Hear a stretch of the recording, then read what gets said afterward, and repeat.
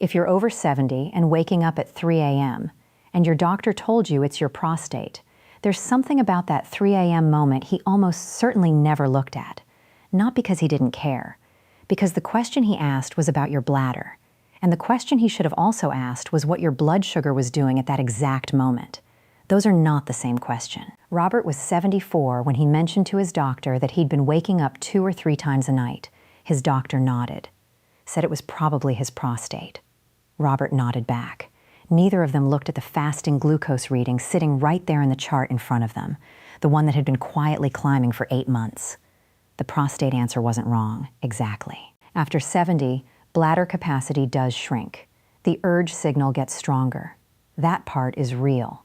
But here's what most doctors never screen for. Unless you bring the connection to them yourself, there are 4 distinct patterns of nighttime waking in people over 70 that have nothing to do with the prostate. Each one has a different cause. Each one has a different correct response. And treating the wrong pattern the wrong way doesn't just fail to help. It can actually make things measurably worse. The people who never hear this keep waking at 3 a.m. and managing the symptom their doctor named. The ones who learn to read what their body is actually doing at that hour, they stop waking up in the dark wondering what's wrong and start waking up when they're actually ready to. See this constantly. Someone comes in exhausted, frustrated, managing a symptom that has a name but not the right name. Blood sugar and sleep are tangled together in ways that most routine appointments simply don't have time to untangle. Before I walk you through the 4 patterns, the urgent wake, the anxious wake, the quiet bad night, and the wide awake at 3 a.m. for no reason wake, I want to ask you something directly. Have you or someone you love been waking at night and wondering if there's more to it than what the doctor said? Tell me in the comments. I read every one. Here is what is actually happening inside your body at 3 a.m. Your kidneys have a threshold, a line. When the sugar level in your blood crosses that line, your kidneys stop holding fluid and start pushing it out. Think of it like a dam with a spillway. Below the line, everything stays contained. Above the line, the water goes over, and it has to go somewhere. That somewhere is the bathroom. That threshold sits at around 180 milligrams of sugar per deciliter of blood. Once you cross it, your body is not asking permission. It is going. That is only one of the 4 patterns. The others work differently, and 2 of them never send you to the bathroom at all. In a study of more than 300 seniors with diabetes, nearly 2 out of 3 had sleep problems, and the most common one was waking up to use the bathroom, not once, multiple times a night. And almost all of them had been told the same thing: prostate, bladder, getting older. What nobody told them was that there's a point, a specific blood sugar level, where the kidneys basically flip a switch and start pushing fluid out. And when that happens, you wake up. Every time. That finding came from tracking 342 patients with type 2 diabetes, published in BMC Endocrine Disorders. More than a third of them, 35 out of every 100, named the bathroom as their main sleep problem. Their quality of life scores were worse across every measure than people with diabetes who slept through the night. What that means for you: if your main complaint is urgent, bathroom trips between 1 and 3 a.m., blood sugar is not a possibility to rule out. It is the first thing to rule in. If you're over 75 and taking insulin, your blood sugar may be dropping in the middle of the night, dropping pretty significantly. And you might have no idea it's happening. A study published in 2023 found this was happening to more than half the people they tracked. And the reason most of them didn't know?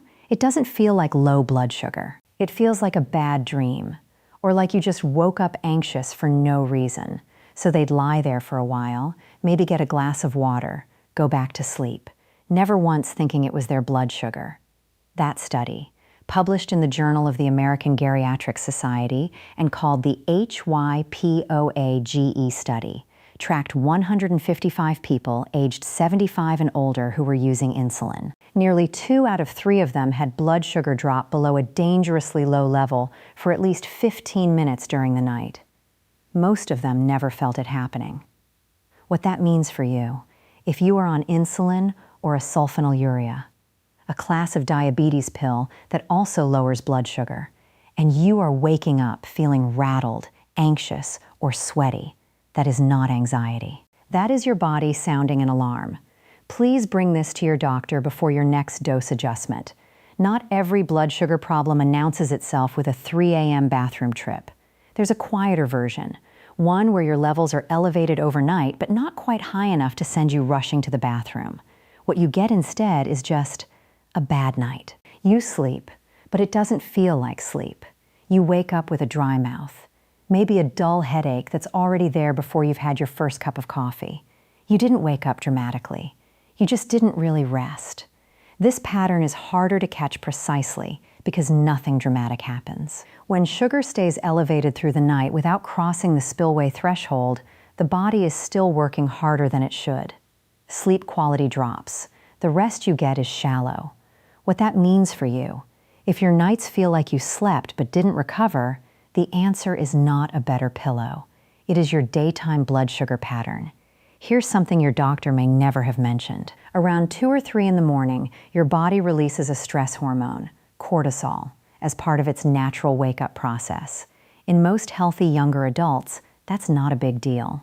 But research published in 2025 found that in older adults with type 2 diabetes, that overnight cortisol surge starts from a much higher level to begin with. And when it stays elevated through the night, it doesn't just disrupt sleep.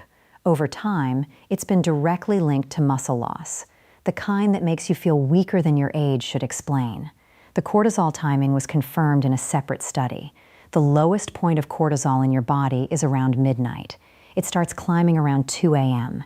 It peaks around 8:30 in the morning. In healthy adults, that rise is what gets you out of bed.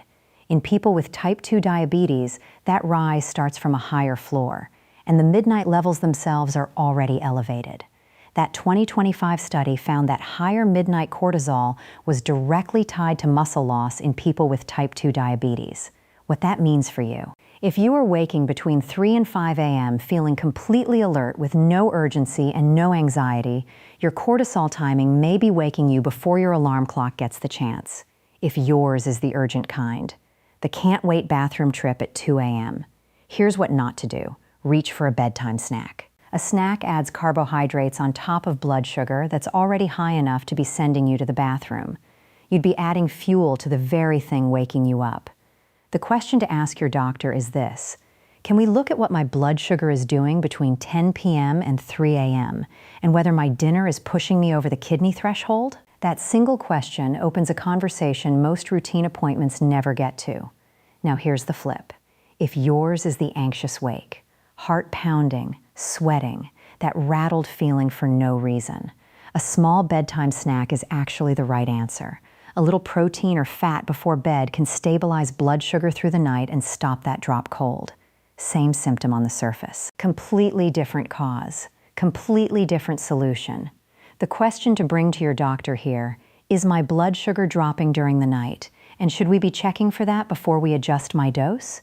If you are on insulin or a sulfonylurea pill, do not change your dose without that conversation first. Pattern 3 is the sneaky one, because there's no dramatic moment that sends you to the doctor. You just didn't sleep well. Again. And after enough years of that, you stop mentioning it because it's become your normal. The action here isn't a bedtime fix. It's a daytime one. What you eat during the day, when you eat it, how you move, that's what's running your overnight levels. Ask your doctor, can we look at my 2-hour reading after dinner, not just my fasting number?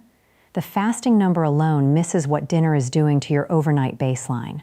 Robert's was pattern 4, wide awake at 3 a.m., no urgency, no anxiety, just the ceiling. His cortisol was doing exactly what it's supposed to do. The problem was that it was doing it on top of blood sugar that was already elevated.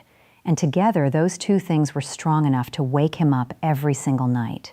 The answer for pattern 4 isn't a bedtime fix. It's the morning window, which is what his next appointment was about. The question for pattern 4, my fasting number is high and I'm waking at 3 a.m. wide awake. Can we talk about what my cortisol rhythm might be doing overnight? Before I close, let me tell you what happened to Robert. 10 weeks after Robert's doctor ran a fasting glucose and a 2-hour post-meal reading on the same visit, he had a name for what his body had been doing. He was sleeping through until 5 a.m. most nights. His fasting number had dropped 18 points. His prostate hadn't changed at all. The doctor confirmed it. What had changed was that someone had finally asked the second question. His prostate was never the whole story. It was just the first answer. There is almost always a second question worth asking. This is general health information, not advice for your specific situation. For your own case, speak with the physician who knows your full history. You are someone who now knows the difference between your body asking for help and your body asking for a bathroom. And you know those are not the same question. If there is a man in your life, a husband, a brother, a father, who has been waking up at night and blaming his prostate, share this with him before his next doctor's appointment.